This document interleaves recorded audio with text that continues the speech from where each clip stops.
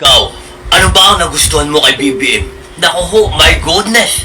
Tinatanong pa po ba yan? Ha? Bakit nyo pa tinatanong yan? You don't need to ask me why I like BBM so much. Kaysa kay Digong, ha?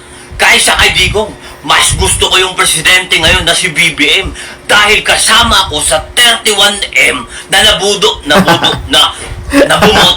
Naku ho, ha? Ito lang sasabihin ko sa inyo, bakit gusto ko si BBM.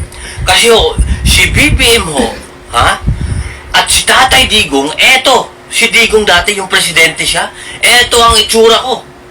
O, ang tsaka, di ba? Ngayon, dahil BBM na, eto na ang itsura ko. O, di ba? Sobrang pogi. O, di ba? Namamayagpag kami sa panahon. Dati nagtatago-tago lang kami sa panahon ni Tatay Digong eh.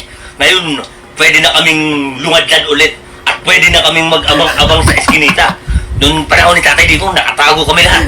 Nanginginig sa takot na baka biglang riding, tateng. Kaya yan ang gusto ko sa panahon ngayon ni BBM. Namamayagpag kaming lahat. At eto pang isa, kapatid. Ha? Hindi lang basta tinupad ni BBM ang 20 pesos na bigas. Dahil 18 pesos lang po ngayon. Yung 1/4.